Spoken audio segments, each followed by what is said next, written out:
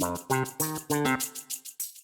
move to Thursday for game number 2, and Florida State is going to Virginia. Florida State has looked like absolute gangbusters here lately. Florida State right now, this one's 6 p.m. on ESPN. Florida State is a 6.5 to 7 point favorite, depending on the book, and we're gonna go with the 7 on this because the 6.5s are juiced at -130 and -122. We're not gonna go with that. 59.5 is our total. There is 158.5 and 159 out there, but everybody else's consensus 59.5 on this. It's the first meeting for these two since 2019. Florida State 0-6 against the spread in their last 6 on the road. Florida State 2-6-1 against the spread in their last 9 ACC road openers. So typically these lines are a little bit inflated. Virginia 12-7 against the spread in home conference games in their last 19. That is interesting. Virginia on the year 3-1 straight up, 3-1 against the spread. Florida State, of course, 3-0 against the spread and straight up. These two teams have both been pretty good. Florida State number 1 in PPA margin, Virginia number 20 in PPA margin. That's something to pay attention to because Virginia is playing significantly better than they have in quite some time. Chandler Morris is looking pretty good for him thus far. He's the transfer quarterback that came in from North Texas. Virginia number 15 in PPA per pass, number 32 in yards per pass attempt, number 34 in QBR, and number 9 in passing success rate. They are really good. However, Florida State's defense, number 25 in PPA per pass allowed, number 40 in yards allowed per pass, QBR allowed, number 26, and number 29 in passing success rate. Virginia not explosive throwing the ball. That's okay because Florida State doesn't give up explosive passes. Virginia is really good at running the ball. Number 5 in PPA per rush. PPA, by the way, is predicted points added for those that don't know. Number 18 in yards per rush. Number 12 in rushing success rate. Florida State's defense is good, but Virginia's rushing offense has been better. Now, part of this is because Florida State is number 9 in current strength of schedule. Virginia is number 94. So there's a massive difference there. As far as overall talent, Florida State number 20, Virginia number 64. And when you start breaking it down by position, Florida State has a massive edge basically everywhere. I mean, they are, especially the lines of scrimmage. Now, I will say that Virginia's offensive line is, they really went in the portal and spent some money on this. But Florida State's defensive line is number 24. Virginia's offensive line number 31. This is what really gets Virginia here is the fact that Florida State is awesome on offense. Castellanos went out hurt against Kent State. He was dancing in the locker room after. He's going to be fine. I mean, that's best I can tell. Nobody said a word about it. He's been practicing. Everything's good. They are number 3 in PPA per pass. They are number 1 in yards per pass attempt, and they kind of are like a triple option team almost with the way that they're doing things. They're only throwing the ball 30% of the time. They are number 5 in rush rate. They run it almost 70% of the time. They're number 2 in PPA per rush, number 3 in PPA per pass, number 3 in yards per rush, number 1 in yards per pass attempt. This offense has been absolutely smoking everybody, and that includes Alabama. So if you think Alabama's any good, they're probably better than the teams that Virginia has been playing. So that should tell you something. What we're looking for here, scoring opportunities per game, Florida State is number 14. Virginia's defense is number 21 in scoring opportunities allowed. The issue is Virginia allows 4.5 points per scoring opportunity. That's when you get a first down inside the opponent's 40-yard line. Florida State is number 11.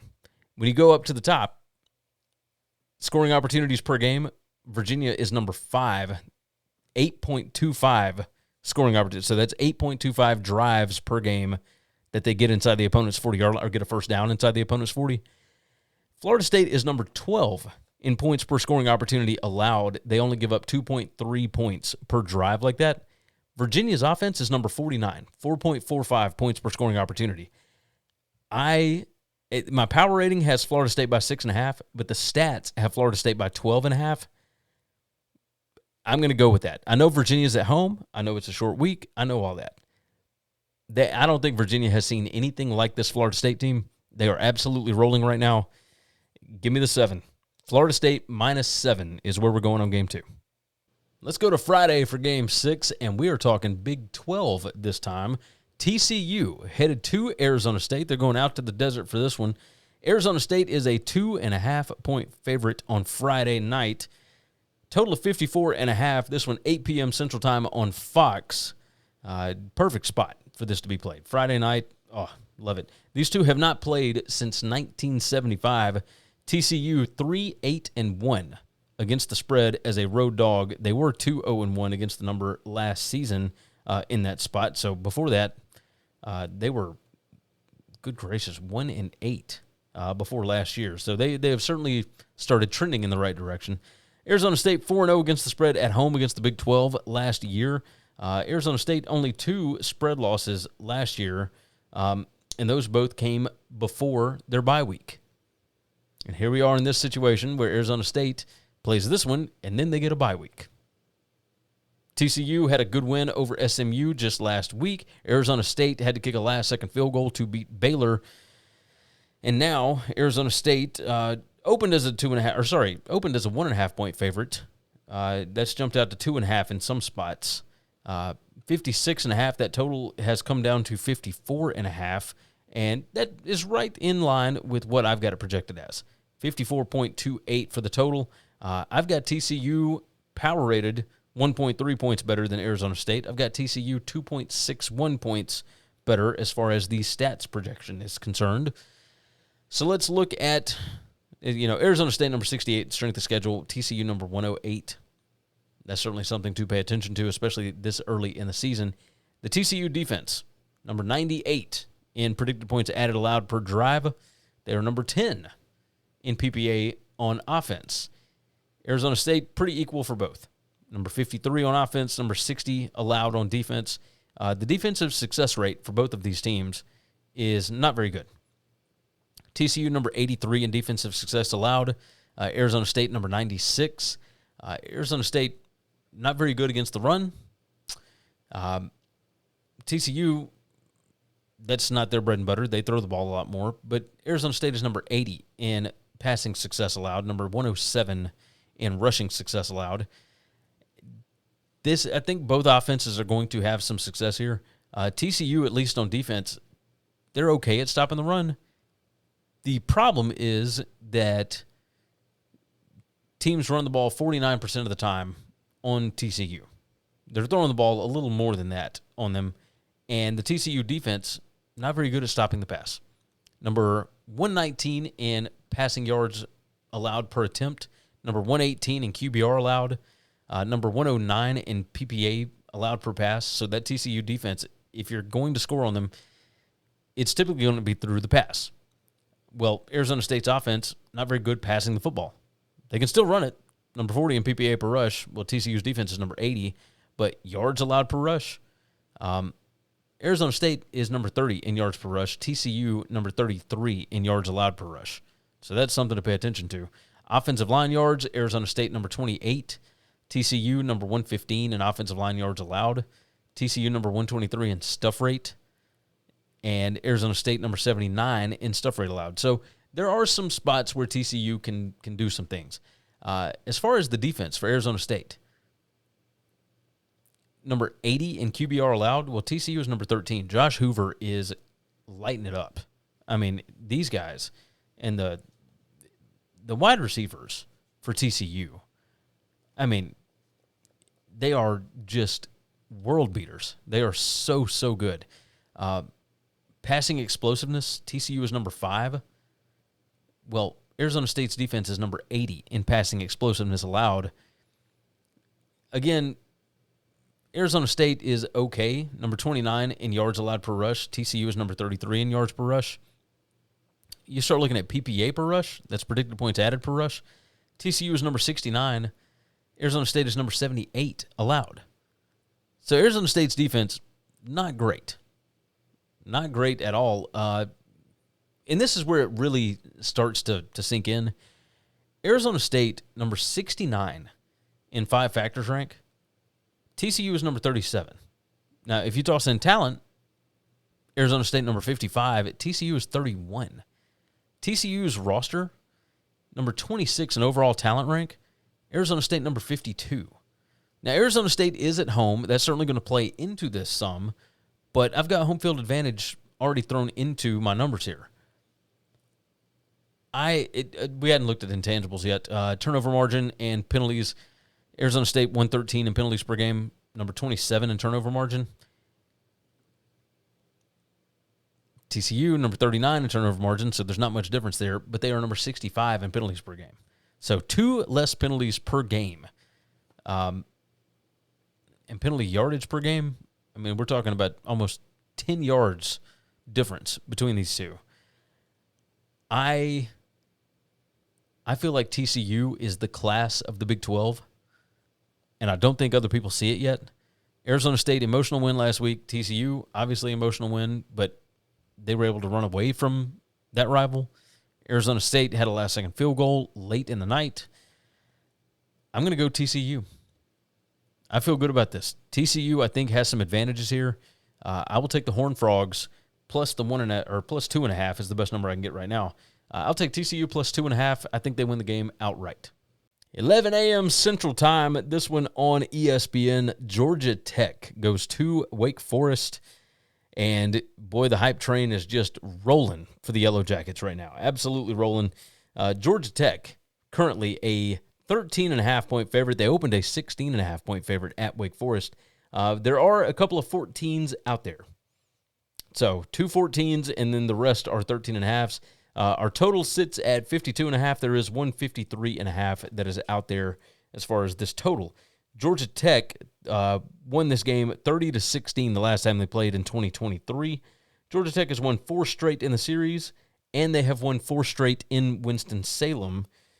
Wake, off of a bye, 7-3 against the spread off a bye since 2020. So certainly something to pay attention to. They didn't play last week. Georgia Tech handled business last week, the week after beating Clemson. So there you go. All right. Looking at some of these numbers, I have the line significantly less, and my total is significantly less. Georgia Tech minus 10.5 is my stats projected spread. Georgia Tech minus 11 is my power rating. So I'm looking at a score of Georgia Tech 29 to about 18.5, somewhere around there. So let's call it 19. So 29-19. That is less than the 13.5 or 14. Georgia Tech is good on offense, good on defense. That's just an incredibly well-balanced team. Buster Faulkner is the offensive coordinator. He does amazing things with Haynes King. But in a game like this, you are not going to run him all that much. You're going to save him up for the most important games of the season. They're going to do some different things. I would almost guarantee it. You cannot get Haynes King through a season if you're running him 15 to 20 times against Wake Forest. That's just not going to happen. Jake Dickert's team, Wake Forest, pretty good on defense. Number 22 in defensive PPA allowed per drive. They are number 14 in defensive success rate, number 27 against the pass, number 19 against the rush. You look at all of their numbers, this is, like, Georgia Tech is going to have to work for this. On the other side of the ball, I don't know what they're going to have to work for on defense, though. They are pretty good against the pass, number 26 in PPA allowed per pass, number 55 in QBR allowed, number 34 in yards per pass attempt, and they're number 49 in passing success rate. Wake Forest, number 136 in passing success rate on offense. That is dead last in the country. I mean, just atrocious what they were putting out there, but that's okay. They try to run the ball a little bit. They run the ball about 48% of the time. They are number 112 in rushing success rate. So overall, number 120 in offensive success rate, not good. Georgia Tech is number 20 in offensive success rate, number 50 in defensive success rate. Georgia Tech is going to win this game. I feel confident in saying that. Do I think that they will win it by 2 touchdowns? I think it'll be a little bit closer than that. I feel good about this. The intangibles and whatnot. Georgia Tech number 99 in penalties per game, number 110 in turnover margin. If Wake was going to be able to take advantage of that, they should be better at those. But they're number 119 in turnover margin and number 71 in penalties per game. So they don't really have an advantage there either.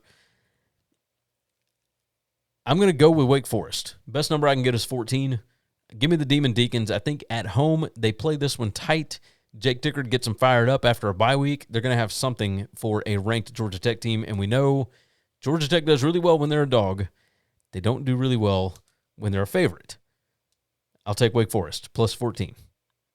Back over to Big Ten country for game number 8 here, and USC is traveling over to Champaign, Illinois to take on the Fighting Illini. And USC is a 6.5-point road dog, total of 59.5 on this. It's 11 a.m. Central Time, God's time zone, on Fox. Big noon kick is going to be there, and Illinois is going to have to come into this after just freshly getting their brains beat in by Indiana last week. And I am talking 63-10 was a complete debacle. And I will go ahead and tell you, like, my stats, my power rating has USC by 5.5.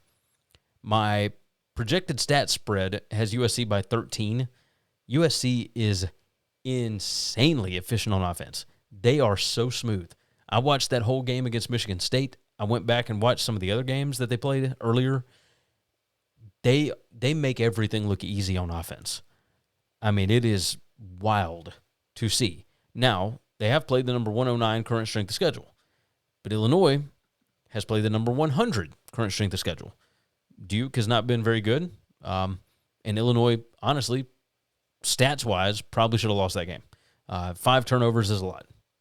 You know, they did what they were supposed to do when somebody gives you the ball 5 times. LSU did not do that against Florida. So there is something to say for that. But Indiana just bashed them and bashed them. I mean, it was atrocious. Here is my issue with this. Okay, before we get into trends and everything else. USC they just don't cover the spread when they travel to different time zones. I believe they're now 0-14 or 1-14 in the last 15 after they did not cover when they came over to Purdue. And now it's a body clock game. Because you're talking about a noon Eastern kick. Well, that's 9 a.m. body clock for USC. And this is the strongest opponent that USC has played to date. Now, granted, they're getting them when they're limping in, so that helps. The total on this is 58.5. My total on it is like 72. Probably going to stay away from that.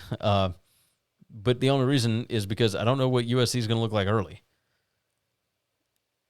A 9 a.m. body clock game sucks. Like, that sucks. Oh, here we go. Since 2013, USC 1-13 straight up and against the spread in the Eastern or Central time zones. That's ridiculous. Under Lincoln Riley, USC is 5-11 against the spread on the road. So that is something to pay attention to as well. Illinois, one of the big issues here, defensive success rate for Illinois, number 125 passing success allowed. They are pretty good against the run. And USC is really good running the ball. Number 9 in PPA per rush, number 2 in yards per rush. They're number 1 in rushing success rate. They are not super explosive, but part of that's because they can get 7 yards every time they run the football. So you don't have to break off long ones. They're number 1 in offensive line yards. Illinois is number 64 in offensive line yards allowed. As far as passing the ball, though, that's an issue for Illinois. Number 120 in PPA allowed per pass. They had DBs dropping like flies in that Indiana game, especially early. And it just, I mean, Fernando Mendoza, what was he, 18 of 20 passing with 5 touchdowns? I mean, that was crazy. Absolutely crazy. I'm not going to spend long on this because I don't feel good about any of it. I don't know what the numbers mean. Yes, USC got a good win over Michigan State. They turned the ball over once. Let's look at turnovers. Number 20 in turnover margin. Illinois, number 13. So both of these are pretty good at taking care of the football. Penalties per game, Illinois, number 41. USC is number 99. So that is something that we could see be a big part of this game. Opponent first downs by penalty. USC is number 130. So they give up a lot of first downs to opponents by penalties. But, man, when you look at 5 factors, like number 12 for USC, number 35 for Illinois, you start looking at first half point margin, number 4 for USC, now number 91 for Illinois. this is because of the time, because of where the game is, all of that. I'm staying away from it. But for show purposes, I'm getting USC at under a touchdown. I'll take USC. Road favorite, I know. Body clock game, I know. I think USC is way better, way more talented. I think Lincoln Riley's got the ship fixed. It's floating in the right direction now.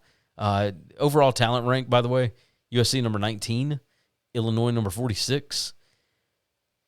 Yeah, I'm going to go USC here. USC minus 6.5. Give me the fight in Lincoln Riley's to take down Brett Bielema. They are banged up after last week. USC heading in the right direction. I expect good things. Give me USC. Are you looking to catch your favorite team or concert live? TicketSmarter makes buying tickets safe and simple. And with our promo codes, you save big. Use WCE10 for $10 off an order of $100 or more, or WCE20 for $20 off $300 or more. Grab your tickets now at TicketSmarter. On to game number 7, and we're back over into SEC country. We're going to Fayetteville because Notre Dame is traveling to Arkansas, and currently Notre Dame a 6-point road favorite, total of 64.5. Yes, that's right. That's a lot of points. A lot of points, and my projected total says that's not enough. I've got 67.5 for a projected total. I've got 36 to 31.5 for a projected score here. Before we do that, it's 11 a.m. Central Time on ABC. So we're starting off the morning with this one. Arkansas coming off of a last-second loss to Memphis on the road. Arkansas also a last-second loss to Ole Miss the week before that. Both of them, they were driving to score to win the game and fumbled deep in the opponent's territory. So first thing we'll look at is turnover margin. Number 91 in giveaways per game. Well, Notre Dame is not much better. Number 83 in giveaways per game. But Arkansas, at least, is pretty good at takeaways per game. Number 37. Notre Dame is number 78 in takeaways per game. So something to pay attention to on that. Looking at these stats, it's the first ever meeting between these two. Found that interesting. Since 2004, Notre Dame is 3-0 against the spread at the SEC. That's a pretty wild number to me. Road games versus P5 teams. Notre Dame 15-5 against the spread, 16-4 straight up since 2020. In that same time span, Arkansas 6-24 straight up, 19-11 against the spread against ranked teams. So this is one of those teams that very rarely gets the win over ranked teams. But man, they hang in every single time. 19-11 against the spread against ranked teams. Sam Pittman 22-12-1 against the spread as a dog with 9 outright wins. That's pretty good. But also goes to show that he's been an underdog a lot at Arkansas. A lot. So they are very comfortable being in this position. That Notre Dame defense is not good, is it? Number 118 in predicted points added allowed per drive on defense. Number 122 per play. They are number 104 in defensive success rate allowed. Number 123 passing success allowed. Arkansas can move the football. And if they don't drop it, they're going to put points up. Number 8 in offensive success rate. Number 7 passing. Number 7 rushing. They're number 11 in offensive PPA per drive. Notre Dame is 33 in offensive PPA per drive. So both of these teams, really good offenses, really bad defenses. I wonder if this total that I've got, 67.59, I don't think that's enough, to be completely honest. I mean, it's ridiculous. These are both top 30 rosters. Notre Dame number 6, Arkansas number 28. Notre Dame really good at the discipline stuff, number 16 in penalties per game. Again, the turnovers, that's a problem. But they do have a freshman quarterback, and here he is going on the road again. Penalties per game for Arkansas, number 71. You start looking at things like scoring opportunities per game, points per scoring opportunity, third down attempts, third down conversions, fourth down conversions, da-da-da-da-da. Neither team very good at converting fourth downs. Number 124 and number 117 in fourth down conversion percentage. That is atrocious. Arkansas has not been very good on third downs, but they don't attempt a lot of them. They're 63rd in third down attempts per game. Pretty crazy. Yeah, pretty crazy on this. 5 factors rank. Arkansas is better than Notre Dame in this. These are the factors that weigh into whether or not you win a game, right? And you can go look it up, old Football Study Hall article, but I turned it into a metric. Arkansas is number 40. Notre Dame is number 89. The things that it takes to win a football game, Notre Dame is just not good at right now. That's incredible to me. They did finally get a win last week, so that's good. But can they do enough of those things? We'll see. Yards per attempt, passing. Notre Dame's defense number 109 in yards allowed per pass. Arkansas is number 34 in passing explosiveness, passing explosiveness. Notre Dame is number 123 in passing explosiveness allowed. Jeez. I mean, it's bad juju. Notre Dame is number 93 in offensive line yards allowed. They're number 101 in stuff rate. Number 125 in standard down predicted points added allowed. I don't even know what to say. Like, the current strength of schedule for Notre Dame is number 1. Arkansas is number 27. Yeah, Notre Dame has played Miami and Texas A&M and Purdue. You know, Arkansas has played Ole Miss, Memphis, and Arkansas State, so it's not quite the same. But I still think Arkansas is going to be able to put up points, and you know they're going to be fired up. They've lost 2 straight games. Backs are against the wall. They're at home. My power rating actually has Arkansas favored by half a point. My projected stat spread has Arkansas by 4.4, 36 to 31.5. And as I'm looking at these, I've got to go Arkansas. Like, 6 points is crazy on the road when you're looking at these stat profiles. Give me the Hogs. I'll take Arkansas. I think they're going to win the game outright, but I will certainly take 6 points here. Arkansas plus 6 is the direction we're going on the show. 11:45 a.m. Central Time, God's time zone on the SEC Network. The ranked and undefeated Vanderbilt Commodores are going to host Bronco Mendenhall's Aggies from Utah State. Good gracious. Our spread on this has Vanderbilt by 22.5. That has gone up from 21.5. So it opened at 22, came down to 21, is now back up to 22.5. Just sitting there. Vanderbilt has got Alabama next week on the road. Total of 59.5. We do have 160.5 hanging out there. And looking at some trends, this is the first ever meeting between these two teams. Utah State 3-8-1 against the spread as a road dog. They are 0-7 against the number before bye weeks. Now that is before Bronco Mendenhall got there. That's a big difference. Vanderbilt 7-2 against the spread in their last 9 games. They are 4-0 against the number to start this season, and they are just obliterating everybody. I mean, their points per game margin. Let's see, points per game margin, number 9 in the country. They're winning by an average of 34.7 points per game. They are scoring 47.5 points per game. They are only giving up 12.8. That's number 19 in the country. Their first half point margin is number 22, so they're normally winning by 10 points at the half. Second half point margin, they're number 1 in the country, 22.3 points they're winning by in the second halves. Just obliterating teams. But Utah State is also 4-0 against the spread this year. They do have the one loss that was at Texas A&M. Now, they do not match up as far as overall talent. Vandy at number 58 in On3's overall talent rank. Utah State's number 107. But I will tell you, Bronco Mendenhall's bunch, they are feisty, and they will always find a way to keep you in a ball game. Now, Vandy has been covering spreads. This number is out there. And when you look at the stats projected spread, it's got Vanderbilt by 25.45. My power rating, though, has Vanderbilt by 18.6. My total, I expect this thing to go way over all right, so it opened at 57.5. It's all the way out to 59.5 and 60.5 in one spot. I've got it at 65. Is what it is. So I've got a score of about 45 to 20 in favor of Vanderbilt. I'm not going to trust it.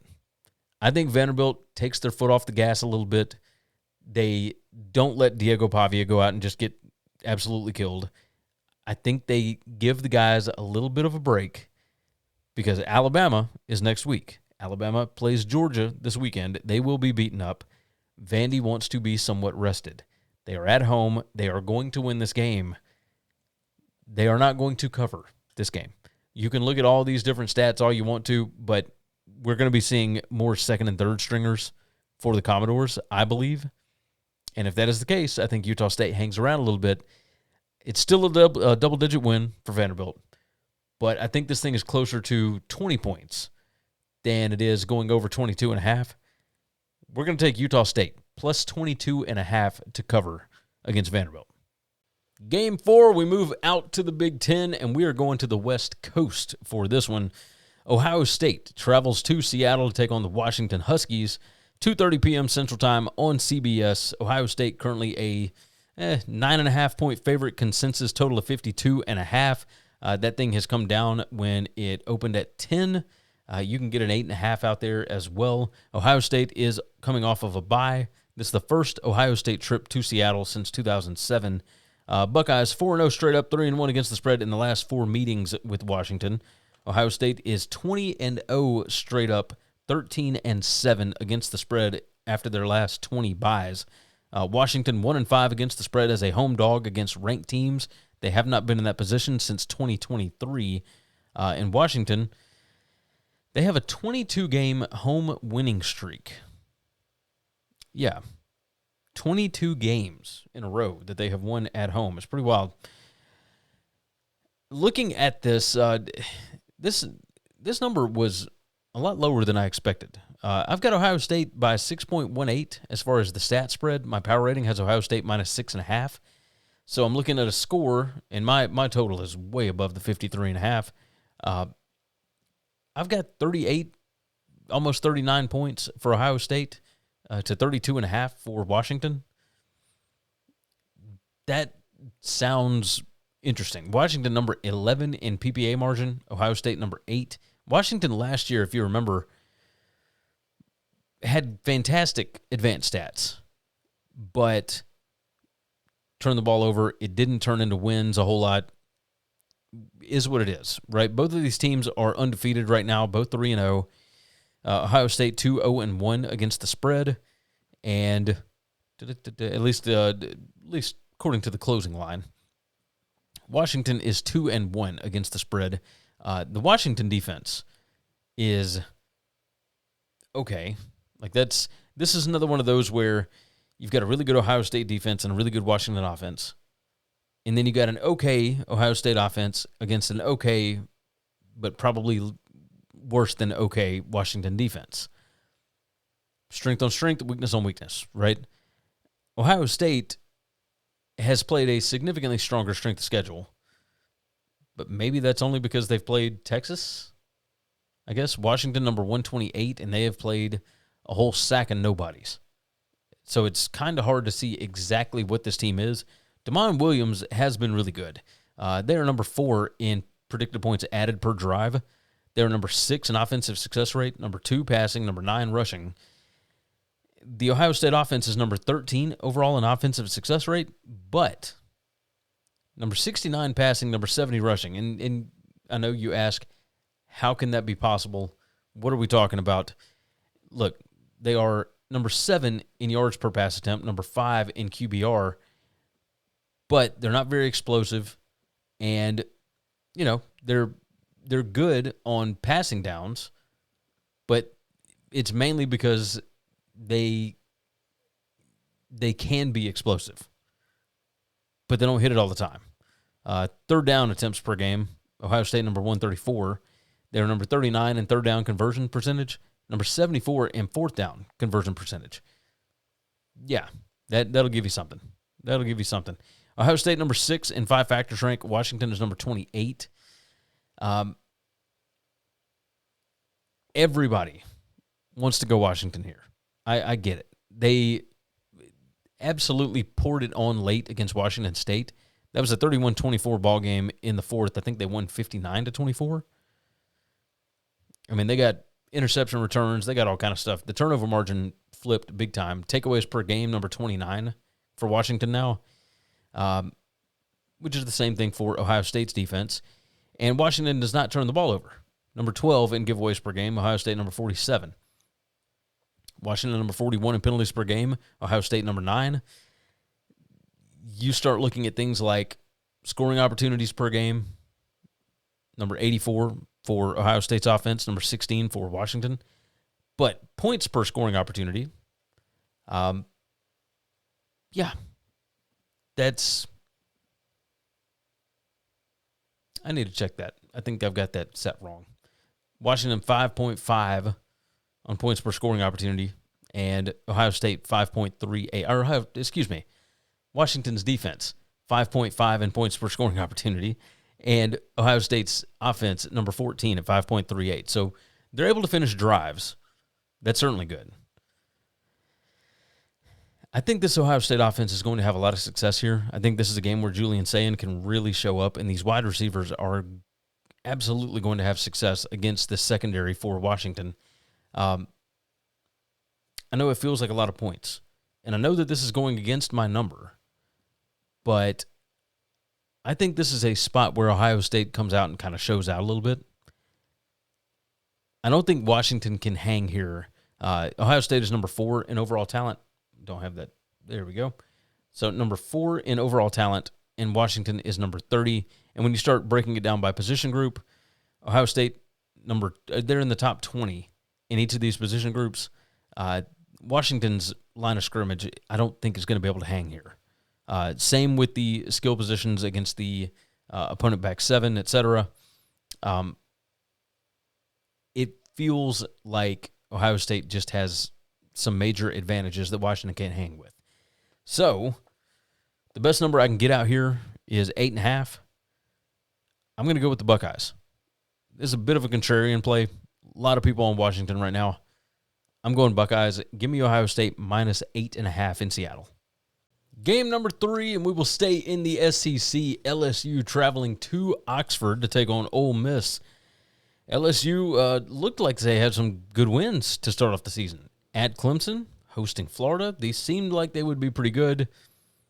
Both of those teams have a combined 2 wins on the season, and we are entering into week 5. So those have not exactly played out that well, although the strength of schedule would certainly tell you that LSU has done pretty well. Ole Miss, current strength of schedule, number 43. They just destroyed Tulane last week.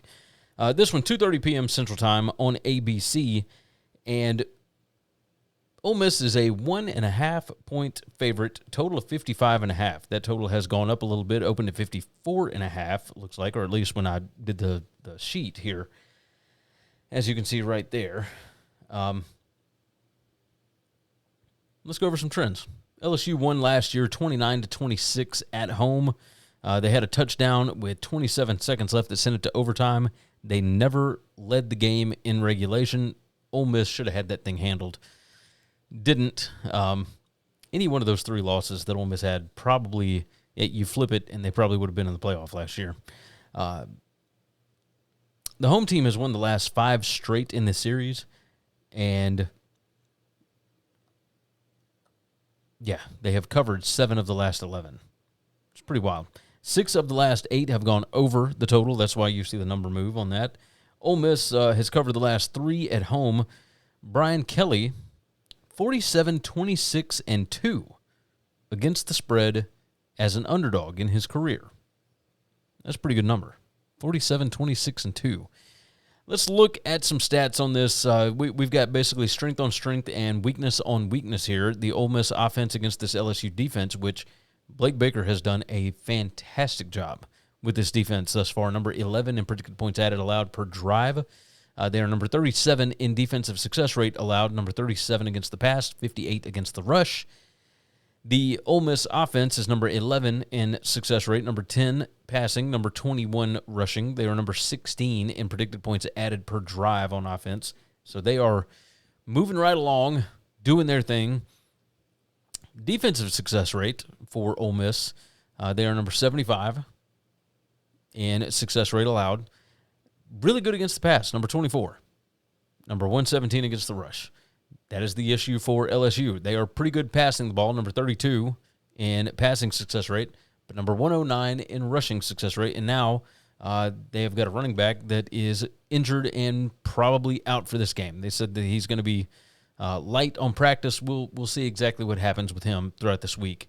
But number 79 in offensive success rate for LSU.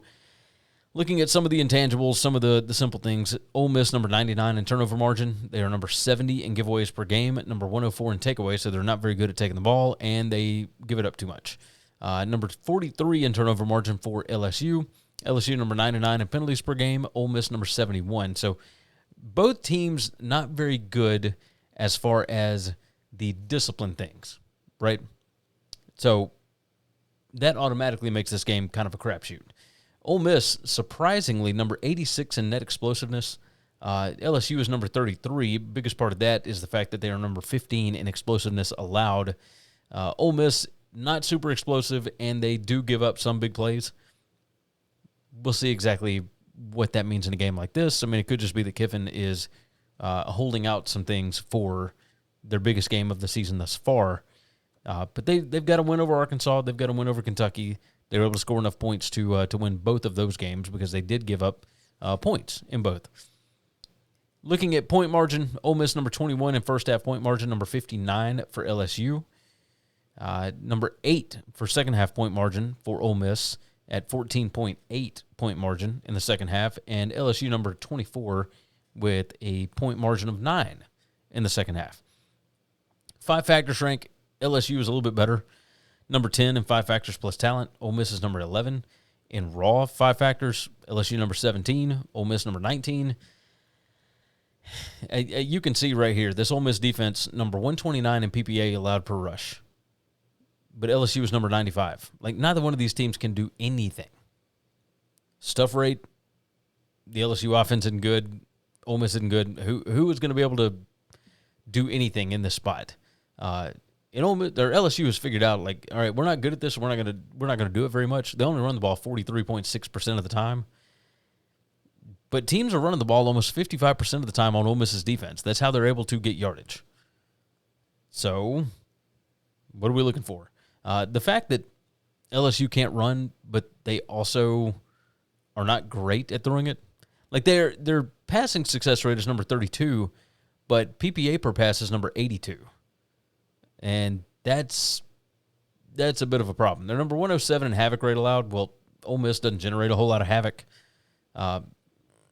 Passing downs rate, they're not in that position very often, but they are pretty successful on passing downs. So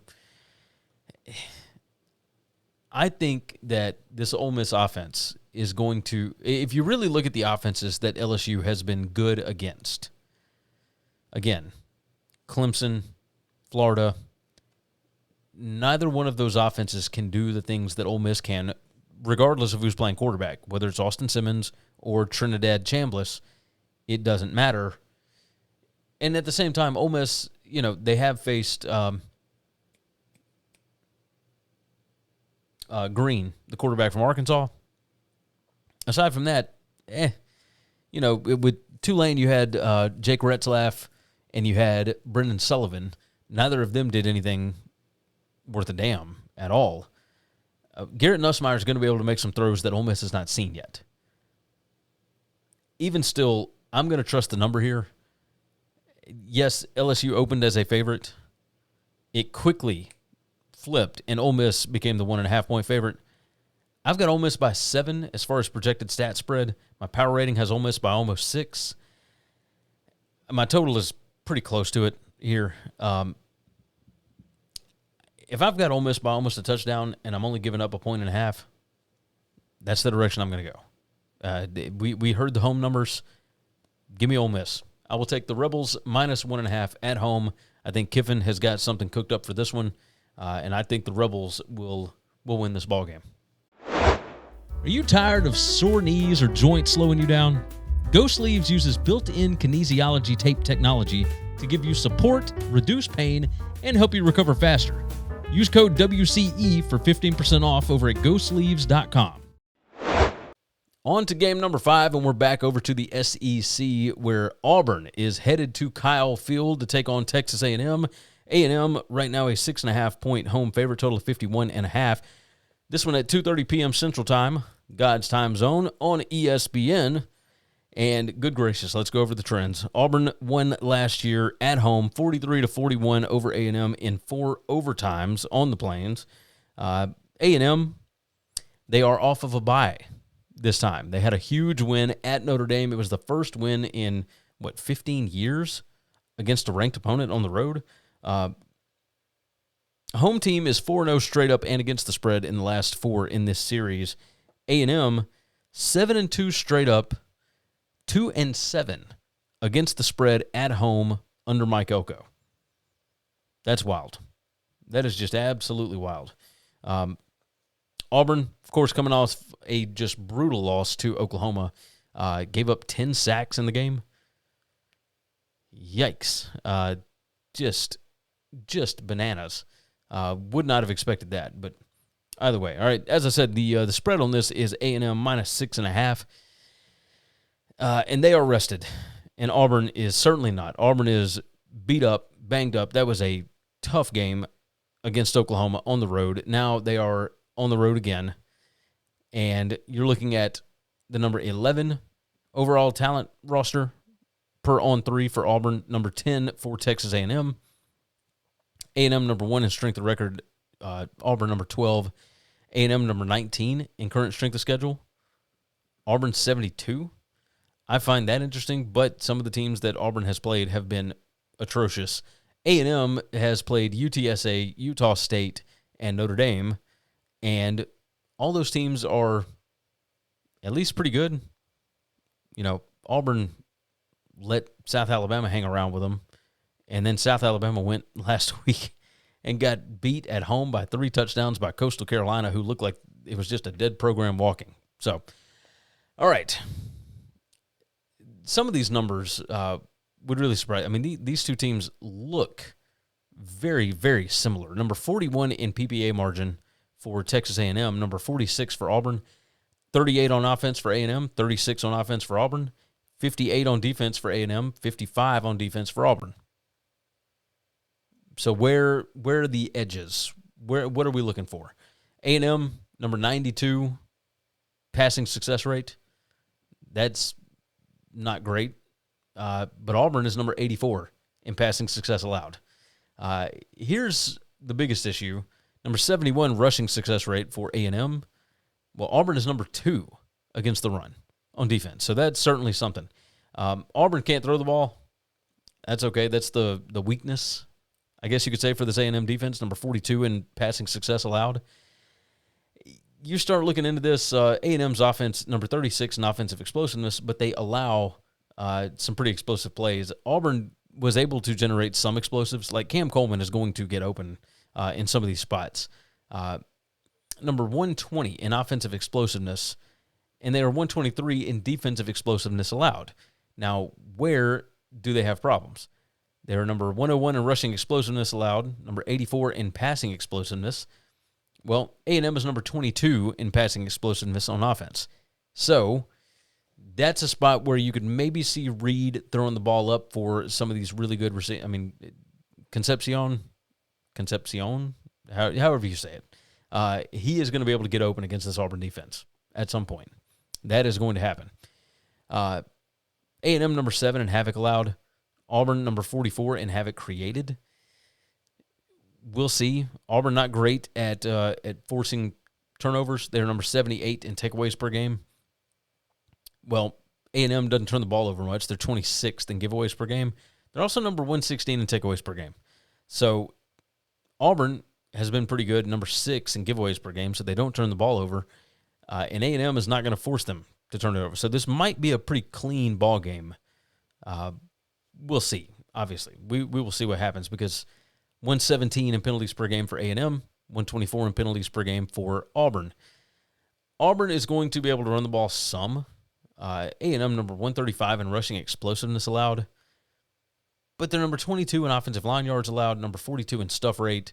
They're number 68 in yards allowed per rush. I think Auburn's going to be able to run the ball. Like, they may not be super explosive, but it's certainly going to be there for them if they can generate anything like that. A&M is number 14 in 5 factors rank. Auburn number 31. You know, you start adding in talent and whatnot. A&M number 7, Auburn number 17. I worry about this. Like, I think that Auburn, after a game like they had against Oklahoma, how much do they have in the tank right now? My guess would be not very much. My number says A&M -8. My power rating has A&M -7.5. My total is about 10 points over the total here. And look, my total formula is out there. It's out there. Auburn is slower, number 95 in plays per minute. A&M number 33. So Colin Klein has got them kind of moving the ball pretty quickly.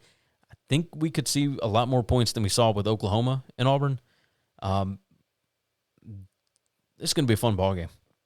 But if I can get A&M at less than a touchdown, that's the direction I'm going to go.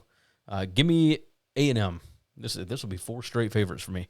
Give me A&M -6.5 at home.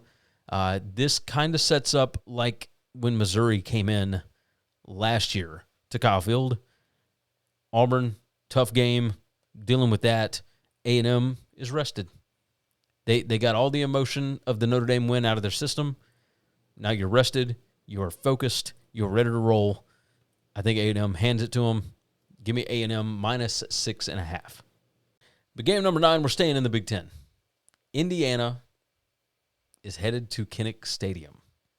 They're going to take on the Iowa Hawkeyes. Good gracious. Indiana currently a 7-point favorite, total of 49.5. That has come up to 50.5.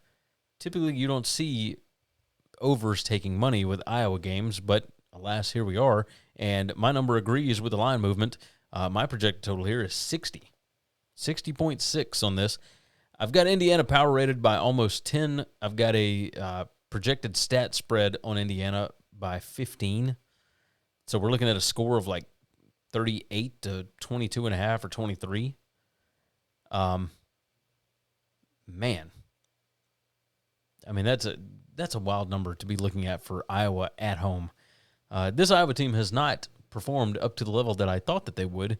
And the biggest issue, they are number 32 in offensive success rate. But they are number 135 in passing success rate.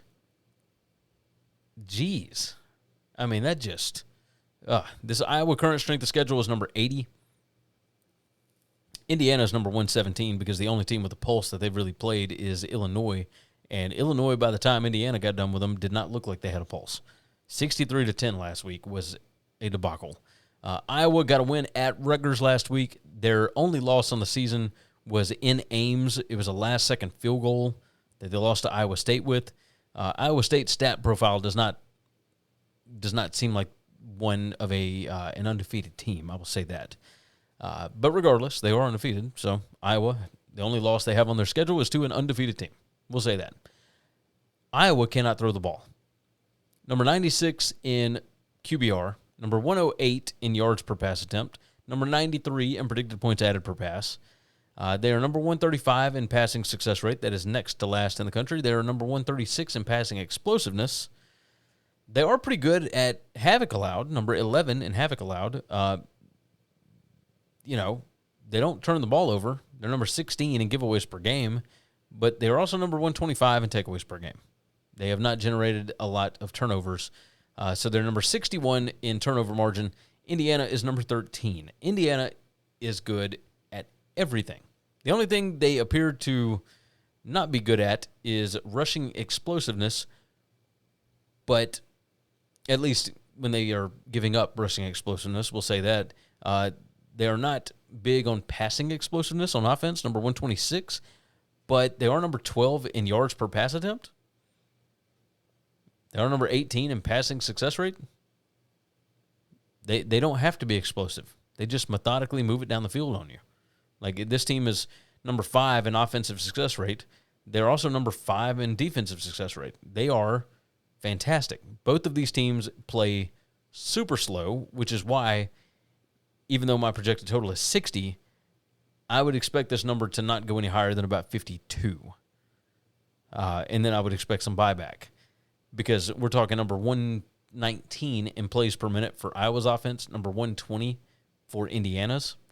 So if they're both taking their sweet time with getting plays to the line, and both defenses should theoretically be pretty good.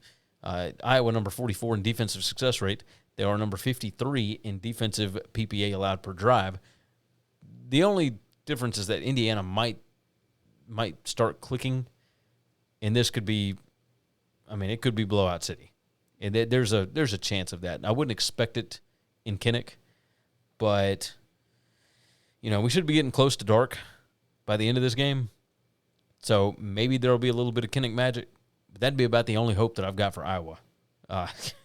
There's a big difference here. 5 factors rank, which are the things, the intangibles that win you football games. Indiana is number 5. Iowa is number 56. We're talking a massive, massive difference. Indiana is so good. Like, this team is so good. It's just weird to look at it, because number 49 in overall talent, Iowa's number 45. But Kurt Signetti can coach his ass off. He's so good. But maybe Kirk Ferentz has got something drawn up for this. I don't know. They always come up with something on special teams, etc. Both of these teams are tied for 10th in special teams efficiency. So I wouldn't expect a lot of mistakes from Indiana. The fact that this thing is at Kinnick is the only reason that this spread is not double digits, in my opinion.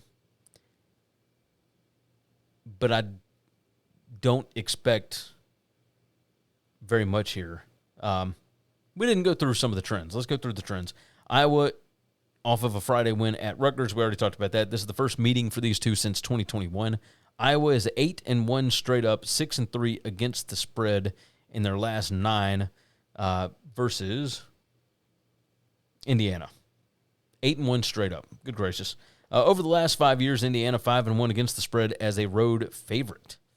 They were 3-0 in that spot last year. So that's something to pay attention to. Indiana crushes teams on the road. You remember what they did to UCLA early last year, and that kind of let everybody know, man, like, this team is for real.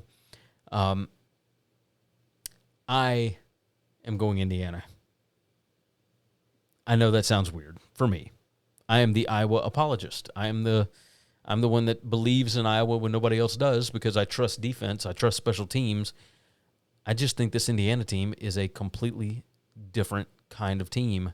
They do not make mistakes. They do not beat themselves, and they play with anger and ferocity and all kinds of things. Indiana -7 is the play.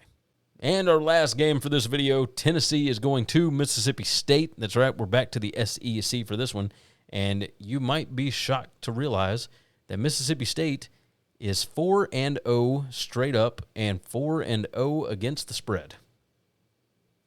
That's right. That's right. This one's at 3:15 p.m. Central Time on the SEC Network, because there's nowhere else to put it. There's so many big games this weekend. So many big games. Tennessee is an 8.5-point favorite right now. Tennessee opened as an 11.5-point favorite. That has been bet way, way down. Total of 62.5 on this one. My projected total here is 73.38. Maybe would it surprise you to have a whole lot of points between a Jeff Lebby offense and a Josh Heupel offense? With Blake Shapen and Joey Aguilar? Nope, wouldn't surprise me in the slightest. Right now, State has played the current strength of schedule, number 91. Tennessee, Syracuse looks pretty good. That opening week win looks pretty good there. The loss to Georgia, totally forgivable, especially in overtime. So Tennessee's current strength of schedule, number 28. Looking at some of the trends, Tennessee won this game last year in Knoxville, 33-14. That was a different version of Mississippi State, I will say that. It's the first trip to Starkville for the Vols since 2012. State 0-4 against the spread in their last 4 SEC openers. Tennessee 3-3 against the spread as a road favorite since 2023.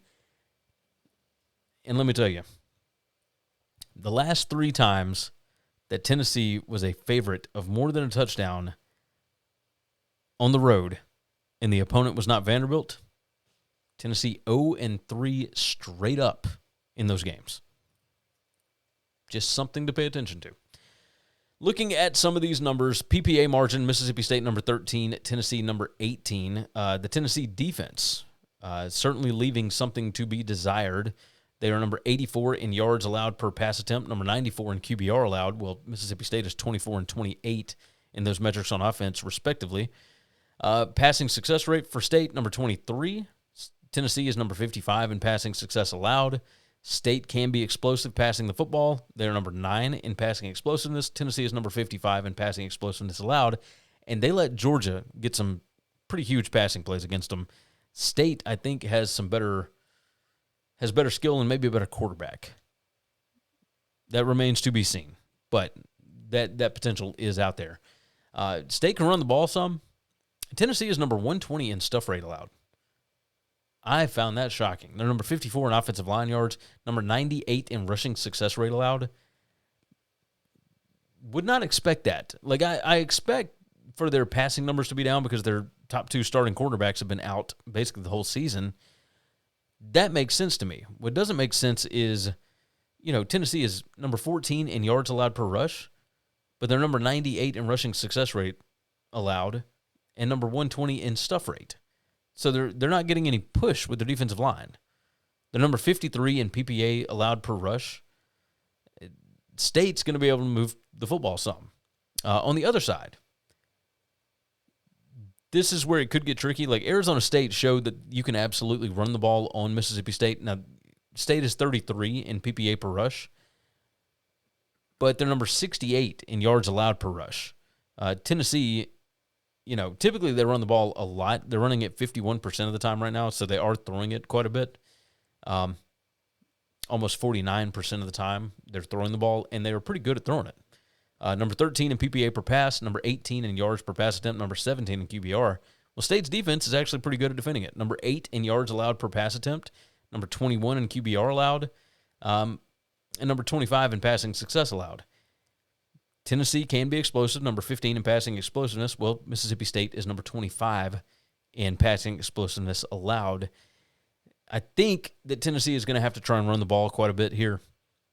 Mississippi State is number 98 in offensive line yards allowed. Let's look at some intangibles. Turnover margin, State's number 13.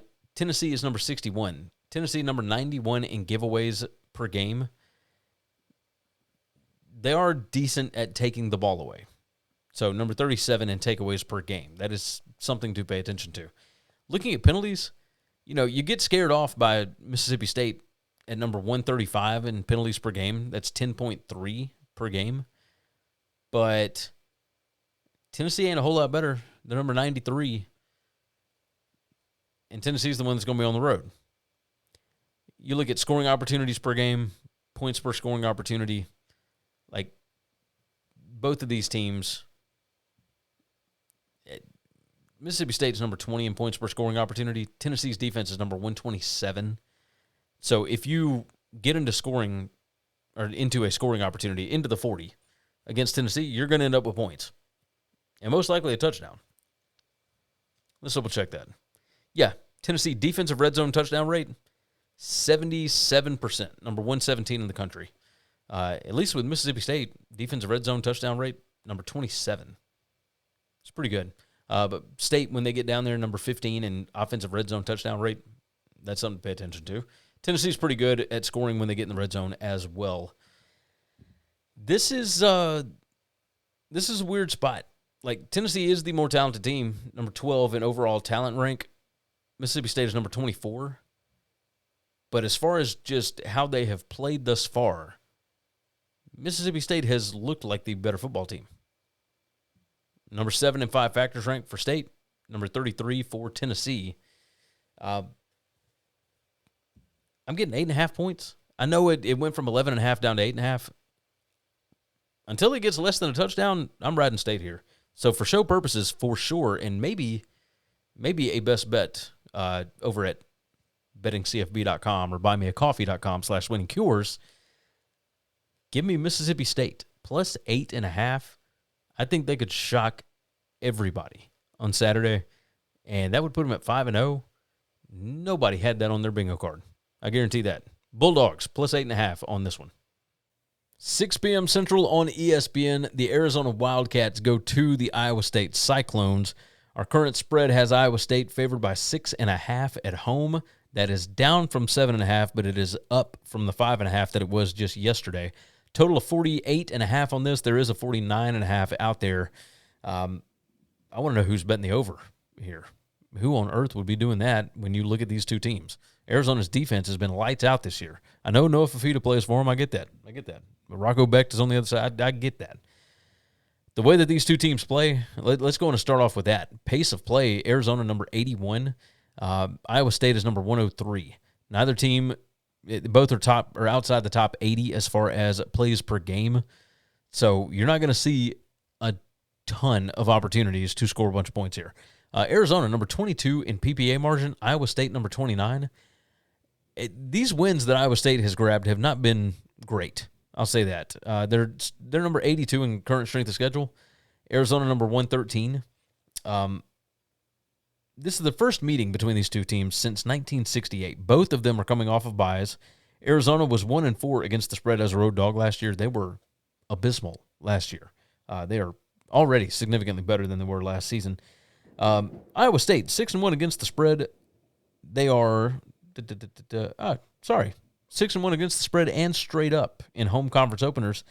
But they are only 4-6 against the spread coming off of extra rest in their last 10 under, of course, their coach there, Matt Campbell. So these two teams I've got neck and neck. Number 34 power rating for Arizona, number 35 for Iowa State. Number 22 PPA margin for Arizona, number 29 for Iowa State. Arizona's defense is so good. Number 6 in defensive success rate. The thing that Iowa State is okay at, passing the football, they're number 74 in passing success. They are number 24 in PPA per pass, number 35 in yards per attempt, number 35 in QBR. Arizona's defense, 15, 2, and 1 in those metrics. They are really, really good on defense right now. And then on the other side, I mean, Iowa State's defense is always going to be pretty good so long as John Heacock is the defensive coordinator there. I feel good about it. I feel good about this team. What Danny Gonzalez is doing for Arizona's defense is otherworldly. I mean, remember Danny Gonzalez is a Rocky Long disciple, so he's got this thing turned around.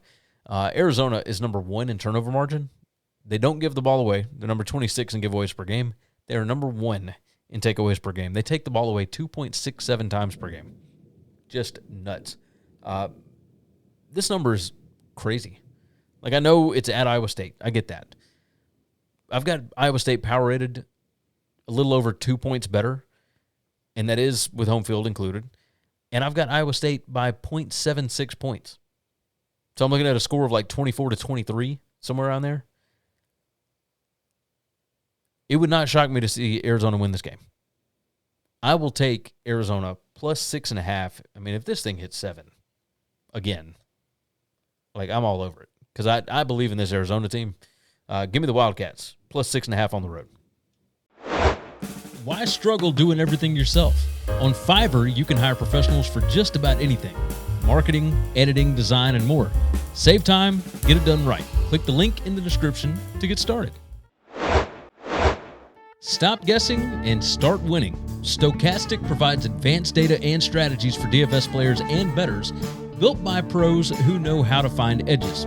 Click the link in the description and sign up today. Game number 1, and we are starting in the Big Ten. We're going to Saturday night, 6:30 p.m. Central Time, God's time zone, on NBC. Oregon is taking on Penn State. Penn State currently a 3.5-point home favorite, total of 52.5. And that's right, the Nittany Lions have got a whiteout for maybe the biggest home game of the season. I think that's what I would constitute this one. I mean, this is going to tell us everything about Penn State this year. This is what we have wanted to know about this team.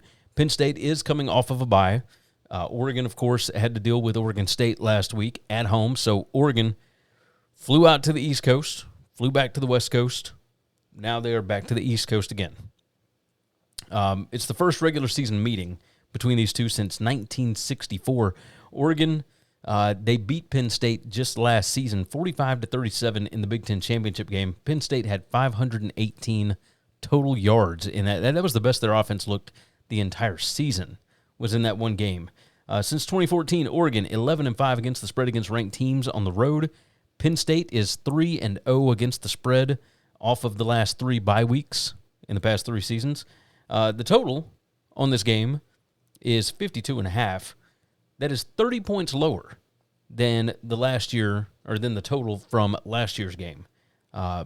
Pretty wild to see it drop that low. But when you look at it, I mean, these are two really good defenses. Oregon's top 30. Penn State, I mean, the number 2 overall defense, number 8 defensive success rate. Let's look at the stats. Number 8 in defensive success rate for Penn State. Number 3 against the pass, number 25 against the rush. For Oregon, number 4 in offensive success rate, number 5 pass, number 4 rush. And then Oregon's defense. Number 23 defensive success rate, number 12 against the pass, but number 47 against the rush. That's not great. For Penn State, they are number 22 offensive success rate, number 78 passing, so not great, and number 22 rushing. PPA margin, Oregon number 4, Penn State number 9. We still don't know very much about these teams at all. Neither team has played a very difficult schedule whatsoever. Penn State, the number 134 current strength of schedule. Oregon, number 98. So Oregon has at least faced some teams with names, Oklahoma State, Oregon State, etc., but those teams are shells of what they used to be. Penn State has played literally nobody. They have shown nothing. They are just vanilla as vanilla can get. So what should we expect here? When you look at the stats for Penn State, yes, they can run the ball. You know, like that's a big part of this. They're number 54 in rushing explosiveness, number 17 in offensive line yards. Oregon's defense is number 40 in offensive line yards allowed. Penn State number 1 in stuff rate. Oregon number 88 in stuff rate. I think Penn State's going to be able to run the ball. They were able to do it last year, and by running the football, that opened up the passing attack for Drew Aller, and he certainly should have more weapons this year than he did last year. But you start looking at, you know, guys like Wallace that were on the team last year, what he's been able to do at Ole Miss this year, it seems like they kind of had weapons last year. They just didn't know how to use it or get them the football. Looking on the other side of the ball, Oregon, really good at running the football. Number 1 in PPA per rush. That's predicted points added for those that are not familiar. Penn State is number 6 in PPA allowed per rush. You're looking at number 7 in yards per rush for Oregon's offense. Number 22 in yards per rush allowed for Oregon's defense. Turnover margin, Penn State is number 1 in the country. Oregon is number 20. They don't give the ball away very much, but Oregon doesn't take the ball away very much. Again, neither team has really played anybody, so what do we... I don't know exactly what to make of that. When you look at, you know, the one weakness for Oregon's defense, it's defensive red zone touchdown rate. They're number 109 at 75%. Well, Penn State hadn't been great at that even against nobodies. Number 88 in offensive red zone touchdown rate. That's 58.82%. It's not great. Not great. You start trying to do matchups as far as position battles, etc. These are two pretty evenly matched teams. The only weakness looks like it might be Oregon's defensive line, but I've seen those dudes. They don't have a ton of experience, but they got the talent to be able to show up in a game like this. Penn State number 9 in overall talent rank. Oregon number 7. Special teams efficiency, Oregon is better in that position. As far as net explosiveness, Penn State number 36, Oregon number 38. Oregon, they've been playing pretty slow, number 97 in plays per minute. Penn State is number 46, so there's been a bit of a tempo adjustment for Penn State. Curious if they're going to try and speed things up here with Kotelnicki's offense. I'm going to have to go with the numbers here. Now, my total on this is 72 or almost 73. I'm going to go with an over, but if I'm getting 3.5, I mean, this thing was at 6.5. It's already been bet down to 3.5. I'm going to keep that rolling. Give me Oregon plus 3.5. I need Penn State to prove to me that they can win a big game like this. It's a night game. It's a whiteout. I may be foolish for going this direction, but I think this is going to be a tight game. I'll take the Ducks. Give me the Ducks plus 3.5. Game number 2, and we move down to the SEC. Alabama goes to Athens to take on the Georgia Bulldogs. Georgia currently a 3-point favorite, total of 53.5 on this. 6:30 p.m. Central Time, same time as Penn State, Oregon. This one on ABC, though. Bama won 41-34 in Tuscaloosa last year. It was an instant classic, absolute barn burner of a game.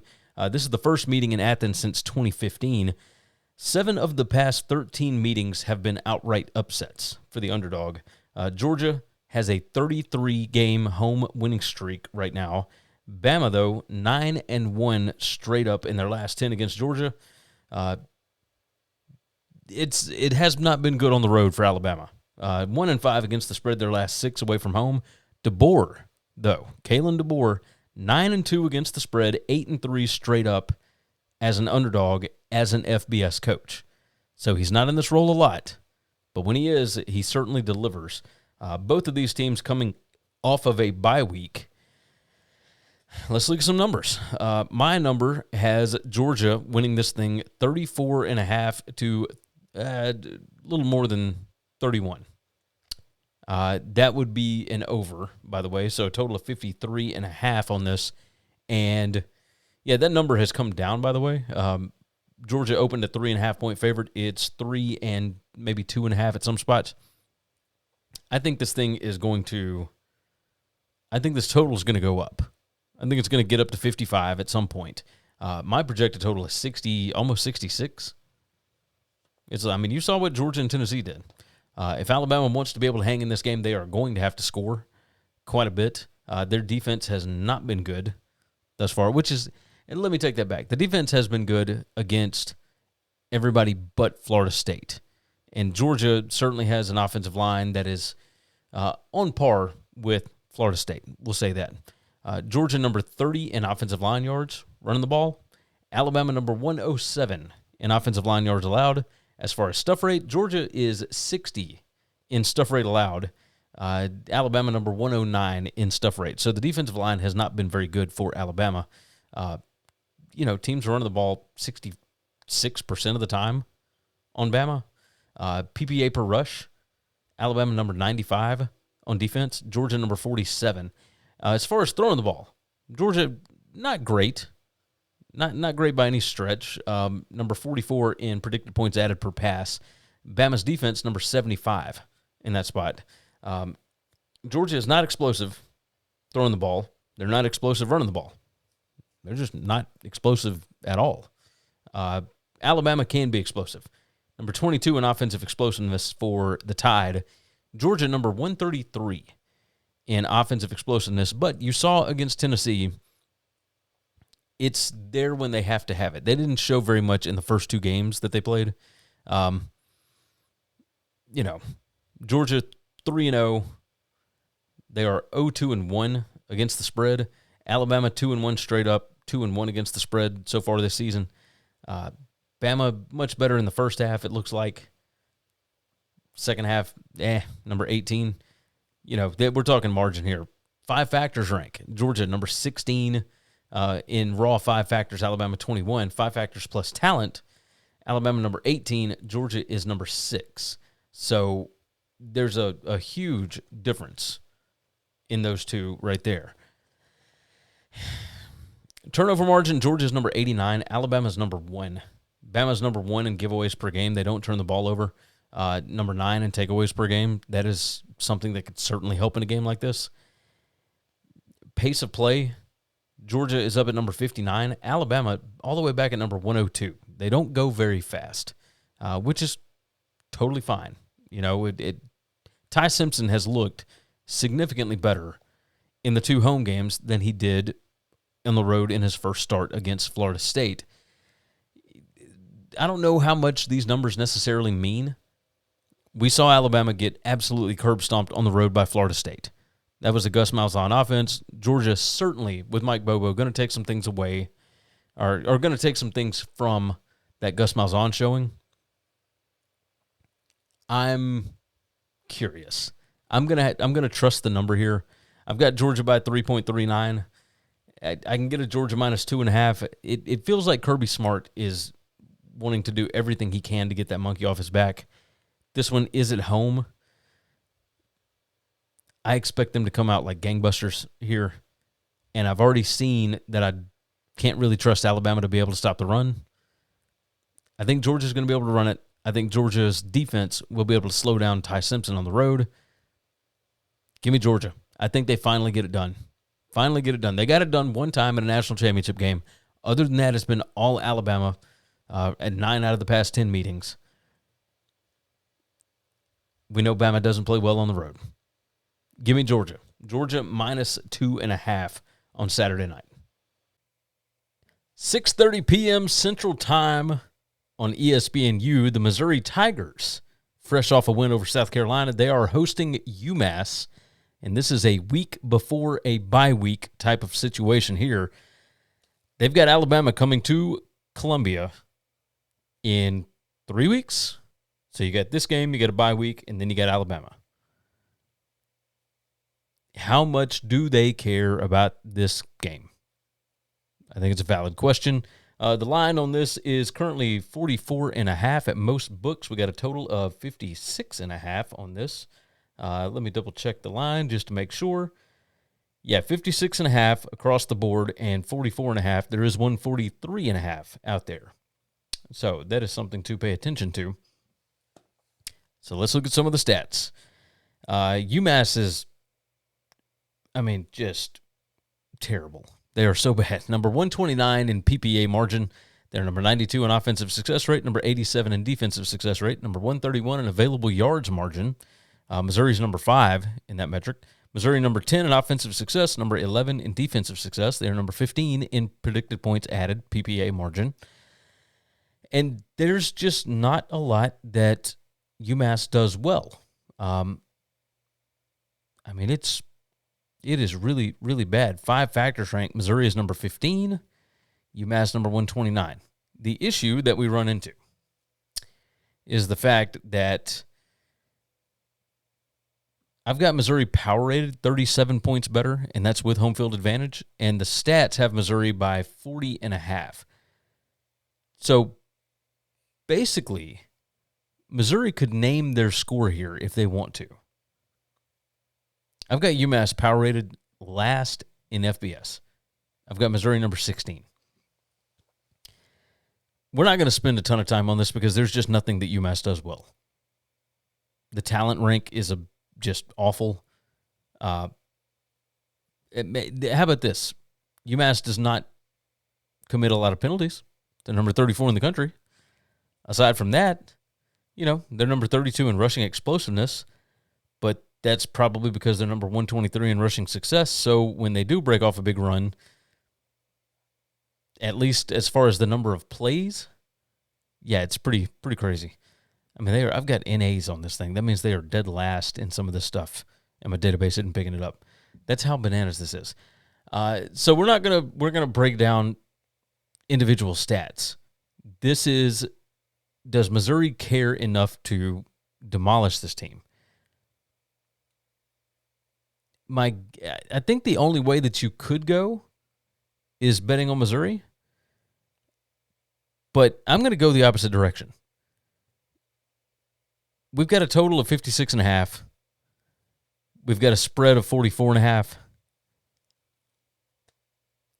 I think Missouri takes the starters out early. I don't think they want anybody getting hurt before the Alabama game. I know they got a bye week coming up, but I think you're going to see a lot of second and third stringers. And yes, I expect them to play well against UMass. However, if UMass puts up one touchdown and this thing ends up 45-7, would that surprise anybody? I don't think so. So let's go with UMass to cover the 44.5. It's a big line. It's probably not big enough if this was like week 1, week 2. But this late in the season, week 5, with a lot of big SEC games on tap, give me UMass plus 44.5. Last game of the evening or of the day or whatever you're watching this, BYU goes to Colorado, and this will be the last game that's on ESPN that night. 9:15 p.m. Central Time, ESPN. Of course, it's God's time zone. BYU, a 6.5-point road favorite here. Total of 47.5 on this one. And, oh boy, why don't we change the sheet over? That'll make a whole lot more sense. Last year's Alamo Bowl was an absolute thrashing by the Cougars over the Buffalo. 36-14, BYU won that game. BYU 4-2 against the spread in their last 6 as a road favorite. But BYU 1-5 against the spread in the second of back-to-back road games in their last 6 in this role. Colorado 4-1 against the spread as a home dog under Coach Prime. But that one loss was earlier this season. So that is something to pay attention to. I would love to pick Colorado here. I really would. My power rating has BYU just by 7. The stats, though. The stats. I mean, you got to pay attention to this. And, yes, I know BYU number 128 or number 120 in current strength of schedule. Colorado number 61. But when you start breaking it down, BYU number 6 in PPA margin, and this defense is nasty. They are so nasty. Number 1 in yards allowed per rush, number 12 in yards allowed per pass. They're number 7 in QBR against. And Colorado does not have an identity on offense. They don't know who they want to play quarterback. So the offense isn't great, and the defense has not been very good either. So number 99 in yards allowed per rush, BYU is number 11. You start looking at some of this other stuff, rushing explosiveness, BYU is number 6. BYU number 58 in offensive line yards, Colorado number 86. And then when you just break down into the intangibles, BYU number 8 in turnover margin, Colorado number 43. When you look at the 5 factors, BYU number 11, Colorado number 86. This BYU team is really good. I think they're going to handle them again just like they did last year, especially at the lines of scrimmage. Give me the Cougars. It's under a touchdown. I'll take it. Give me BYU minus 6.5. Thanks for listening to Winning Cures Everything. Subscribe, leave a review or comment, follow @GaryWCE on X, and check out the web store,